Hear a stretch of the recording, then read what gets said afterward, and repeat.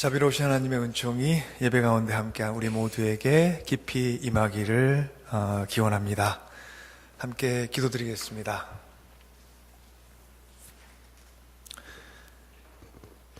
은혜로우신 하나님, 주님의 은혜가 머문 자리마다 고운 은혜의 빛깔이 우리 삶에 새겨져 있습니다. 거칠고 투박한 우리 마음이지만 주님의 은혜가 닿으니 사랑과 포용을 훈련해가며 세상 살아올 수 있었습니다.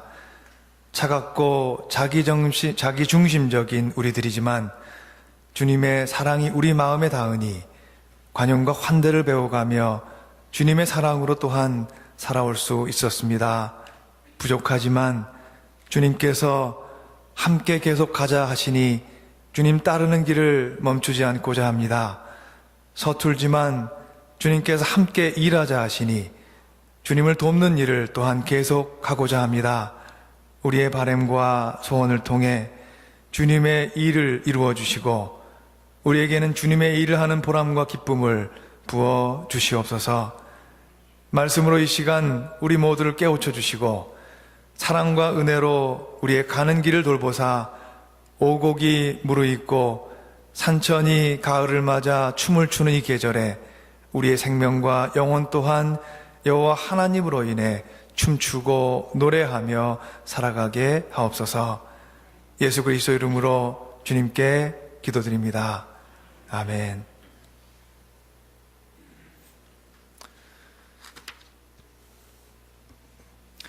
우리 기독교 역사에서 어거스틴은 훌륭한 성직자요 교회의 감독이었고 또한 교회의 아버지, 교부였습니다. 그는 신학적으로도 매우 뛰어나서 우리가 믿고 있는 기독교 교리의 가장 핵심적인 부분들은 아마 대부분 어거스틴이 기초를 놓았다고 해도 과한 말이 아닐 정도로 그가 기독교 역사에 끼친 영향은 아주 큽니다. 제가 한국에서 학교 다닐 때 아주 오래전 일이지만 아직도 기억하는 것은 교회 역사를 가르치시는 어느 선생님께서는 어거스틴 이후에야 우리가 삼위일체 교리에 관한 지금 우리가 믿고 있는 이 이해를 갖게 되었다고 강조하시곤 했습니다. 꼭 삼위일체 교리뿐만 아니라 우리가 믿고 있는 구원관, 우리의 신앙관, 인간관, 그리고 세계관, 어느 하나도 어거스틴의 영향을 받지 않은 것이 없을 만큼 교회 역사에서 어거스틴의 영향은 캐톨릭과 개신교를 뛰어넘어 아주 오랜 동안의 이 역사 속에 그 영향은 아주 컸습니다. 어거스틴은 우리에게 이렇게 뛰어난 교회 지도자요 신학자로만 알려질 수 있었습니다. 사람들은 어거스틴의 지위와 명망이 높아감에 따라 그가 젊었을 때 어떤 사람이었는지를 빠르게 잊어갔습니다. 만일 어거스틴이 침묵했다면 그는 후세 기독교 역사에 지워지지 않는 영향을 남긴 흠잡을 데 없는 교부요 신학자로만 알려질 수도 있었을 것 같습니다. 그런데 그는 침묵하지 않았습니다. 그는 오히려 자신의 여러 직책과 지위가 높아갈수록 침묵하지 말아야 함을 깨달았습니다. 그런 결단에서 쓰여진 책이 바로 우리 기독교의 영원한 고전으로 불리우는 그의 고백록이라는 책입니다. 어거스틴은 그의 생애 동안 117권의 책을 남겼습니다. 그가 쓴 많은 책 중에 기도의 형식으로 쓰여진 고백록은 오로지 한 가지 목적으로 쓰여졌습니다.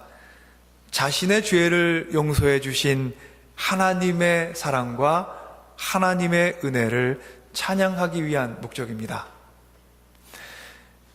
어거스틴은 그가 젊은 시절 저질렀던 수많은 잘못을 고백록에서 기도의 형식을 빌어서 고백합니다. 고백록에 따르면 그는 9년이라는 긴 시간 동안 마니교라는 이단 종파에 속해 있었습니다.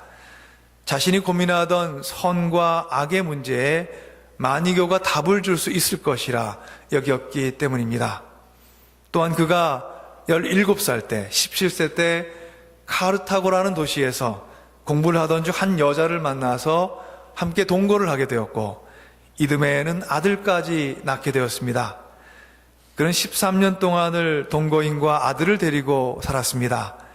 그렇게 살던 중에 어거스틴의 어머니는 아들을 건면하여 13년 동안 동거했던 여자를 그 북아프리카로 돌려보내고 정혼 나이에 2살 모자란 안정된 가정과 아정의 딸과 약혼을 하게 했습니다. 어거스틴의 약혼녀는 결혼이 가능한 나이에서 2살이 모자랐기에 그는 2년을 기다려야 했습니다. 그러나 정욕의 쇠사슬에 묶여있던 그는 그 2년을 기다리지 못하고 또 다른 여자와 동거를 하게 됩니다. 그는 고백록에서 그렇게 한 것이 동거 생활이 좋아서만이 아니라 자신이 정욕의 노예가 되었던 탓이라고 솔직하게 고백합니다.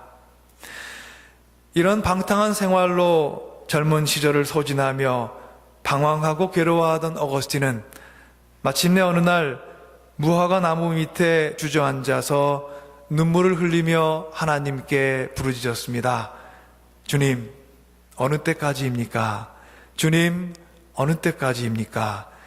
주님께서 제게 영원히 노하려 하십니까? 이전에 내 죄악을 기억하지 마시고 용서하소서. 이런 눈물의 기도 가운데 어거스틴은 이웃집 뜰에서 들려오는 어린아이의 노랫소리를 들었습니다. 이런 노랫소리였습니다. 들고 읽어라. 들고 읽어라. 어거스틴은 그 노랫소리가 하나님의 말씀을 펴서 읽으라는 뜻임을 알았습니다. 그는 울음을 그치고 일어나 성서를 펴서 첫눈에 들어온 구절을 읽습니다. 다름 아닌 로마서 13장 13절에서 14절까지의 말씀입니다. 이 말씀이었습니다. 호사한 연회와 술취함, 음행과 방탕, 싸움과 시기에 빠지지 맙시다. 주 예수 그리스도의 옷을 입으십시오. 정욕을 채우려고 육신의 일을 꾀하지 마십시오. 그 구절을 읽고 어거스틴은 눈물로 회개하며 그리스도를 향한 자신의 마음을 확정하게 됩니다. 그의 나이 32살 되던 해 여름에 있었던 일입니다. 회심 후에, 마음을 돌이킨 후에 그는 일생을 독신으로 살며 수도 생활을 하기로 결심합니다. 그의 오랜 방황이 끝나는 순간이었습니다. 어거스틴이 자신의 이런 부끄러운 과거에 대해 침묵하지 않고 고백록을 쓴 것은 자신을 교부로만 알고 있는 사람들이 자신을 지나치게 높이 평가하지 않게 하기 위함이었습니다. 말하자면 사람들은 어거스틴을 하나님께서 베푸시는 만찬의 맨 윗자리에 앉게 했으나 어거스틴 스스로는 맨 끝자리에 앉기를 청했습니다. 어거스틴 자신의 생각으로 맨 윗자리는 자신이 아닌 만찬의 참된 주인이 예수 그리스도의 몫이었기 때문입니다. 그래서 어거스틴은 오로지 주를 높이고자 자신의 가장 부끄러운 과거들에 대해서 침묵하지 않았습니다. 교회사에서 흠이 없는 교부로 남을 수도 있었겠지만 그는 다만 자신의 인생 위에 역사하신 예수 그리스도만을 높일 것을 결심합니다. 오늘 저에게 주신 말씀에서 우리는 예수님께서 청함을 받은 자들에게 들려주시는 비유를 만나게 됩니다. 예수님께서는 서로 앞다투어 맨 윗자리에만 앉으려고 하는 사람들의 마음을 경계하십니다. 내가 누구에게 혼인잔치에 초대를 받거든 높은 자리에 앉지 말아라. 혹시 손님 가운데서 너보다 더 귀한 사람이 초대를 받았을 경우에 너와 그를 초대한 사람이 와서 너더러 이분에게 자리를 내드리시오 하고 말할지 모른다. 그러면 너는 부끄러워하며 가장 낮은 자리로 내려앉게 될 것이다. 우리의 인생은 주님의 초청을 받은 인생입니다. 그래서 우리 모두는 주님께서 초청하신 은혜의 식탁 앞에, 구원의 식탁 앞에 모여 사는 사람들입니다. 주님께서는 우리 모두를 구원의 아름다운 소식이 가득한 식탁, 사랑과 은혜의 교제가 가득한 식탁, 서로를 위한 격려와 위로가 넘치는 행복한 구원의 식탁으로 초대하셨습니다. 우리가 초청받은 이 자리는 그래서 우리에게는 축제의 자리요, 나눔의 자리입니다. 우리 모두는 주님께서 초대하시는 혼인잔치의 부름을 받아 함께 축제의 기쁨을 누리는 하나님의 사람들입니다. 그런데 주님께서는 이 아름다운 축제에 참여하며 우리가 품어야 하는 아름다운 마음을 가르쳐 주시고자 오늘의 비유를 말씀해 주셨습니다. 예수님의 권면은 이것입니다. 내가 초대를 받거든 가서 맨 끝자리에 앉아라. 그리하면 너를 청한 사람이 와서 너더러 친구여 윗자리로 올라앉으시오 하고 말할 것이다. 그때 너는 너와 함께 앉은 모든 사람 앞에서 영광을 얻을 것이다. 주님께서 초대하신 이 기쁨의 식탁 앞에서 우리가 품어야 하는 아름다운 마음은 윗자리가 아닌 끝자리, 높은 자리가 아닌 낮은 자리에 앉고자 하는 마음입니다. 식탁 앞에 마련한 가장 높은 윗자리를 철저하게 비워놓는 마음, 주님께서는 이 마음을 간직한 사람들을 통해 일하시고 그들을 축복하시고 그 자리에 하늘나라 천국 잔치의 기쁨을 부어주심을 믿습니다. 사랑하는 주님의 자매 형제 여러분, 주님께서 부르셔서 모이게 하신 이곳은 주님께서 초대하신 거룩한 축제의 식탁입니다.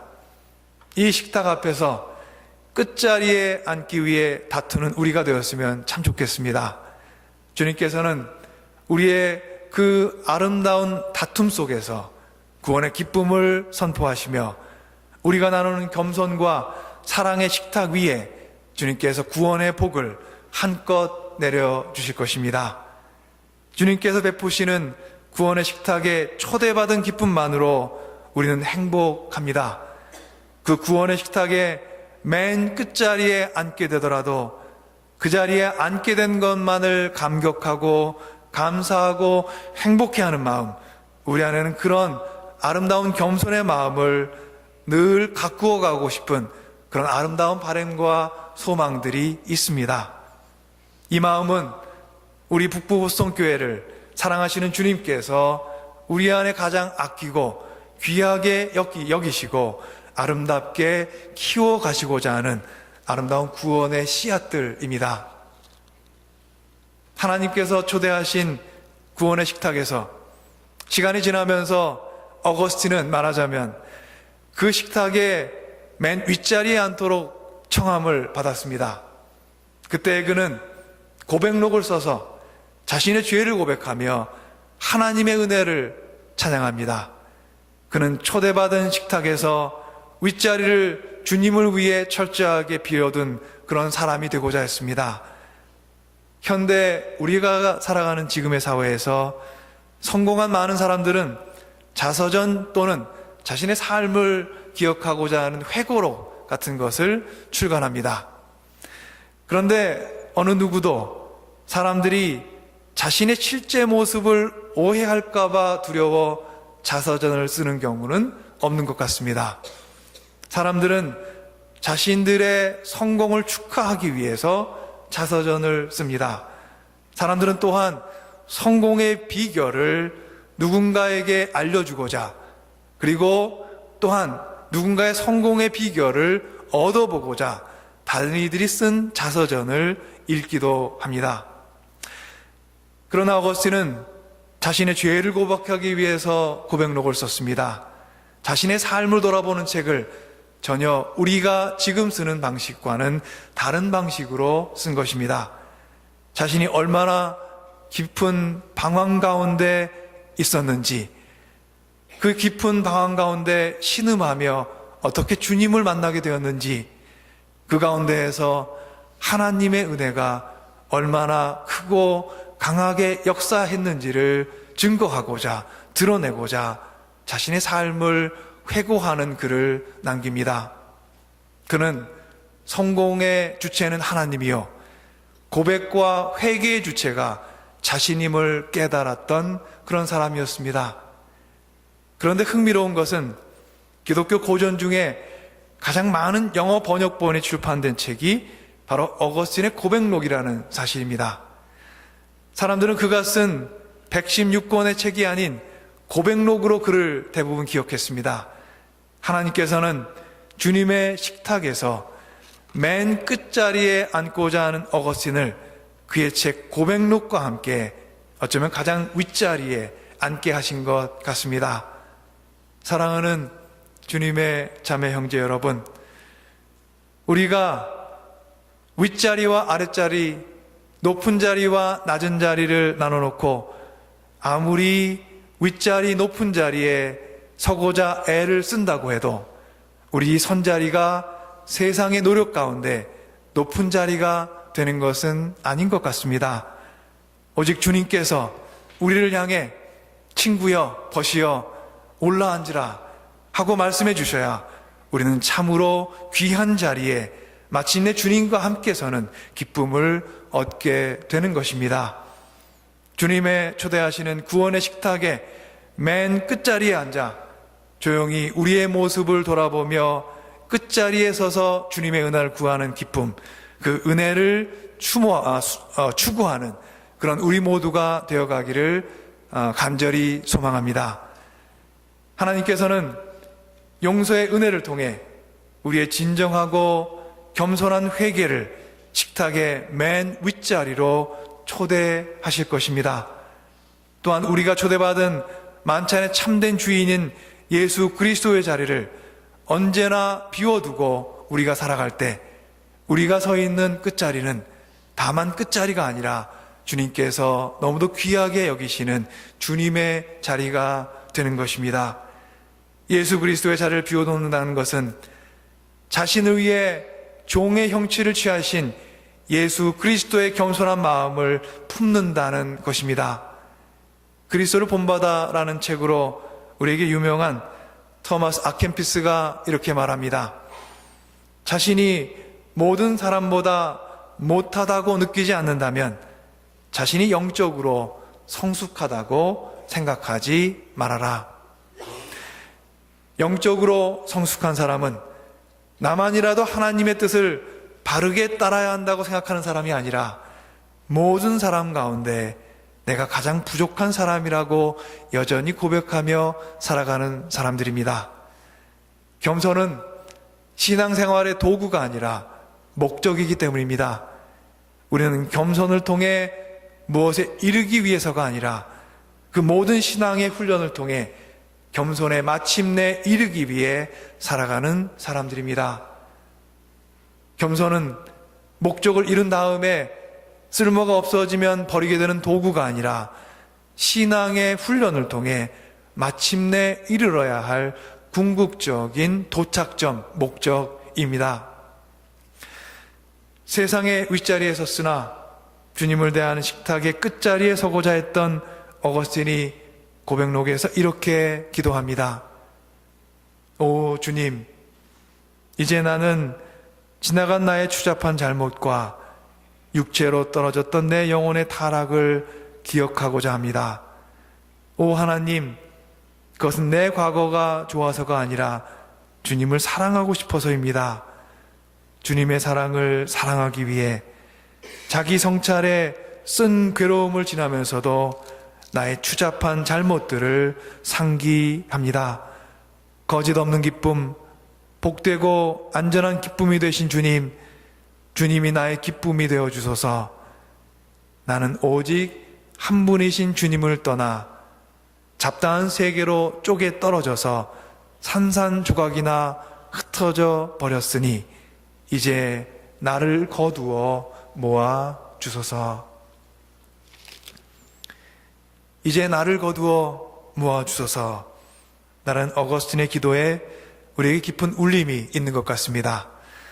그는 자신이 깨어지고 산산조각난 모습을 볼 수 있는 끝자리를 떠나고자 하지 않았습니다. 그리스도를 따르는 우리들 또한 끝자리에 앉아 세상 살기를 연습하며 살아가는 사람들입니다. 그 자리는 바로 주님께서 즐겨 앉으시던 자리이기도 합니다. 십자가의 언덕. 그 자리는 언덕이었지만 가장 세상에서 낮은 끝자리였습니다.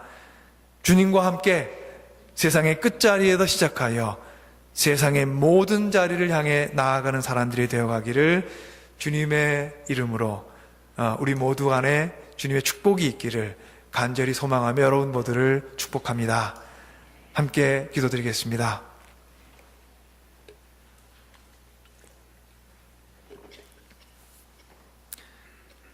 사랑의 주님, 주님의 변함없는 은총에 감사합니다. 주님의 용서의 사랑에 감사합니다. 용서와 사랑과 은총의 숲에 살아가고 있는 저희들이 주님과 함께 세상의 끝자리에서 구원의 노래를 부르며 살고 싶습니다. 자비하신 주님을 기다리는 마지막 한 영혼이 주님 품에 안길 때까지 주님께서는 낮아지고 용서하고 포용함을 멈추지 않으심을 알겠습니다. 주님의 마음을 우리의 마음 삼아 살고자 소원하는 우리 모두가 끝자리에 앉아 주님을 찾는 모든 사람들을 향해 위로와 사랑과 구원의 노래를 멈추지 않고 살아갈 수 있도록 우리와 함께 하셔서 우리에게 힘과 용기와 끈기와 소망을 더하여 주옵소서. 예수 그리스도 이름으로 주님께 기도 올리옵나이다. 아멘.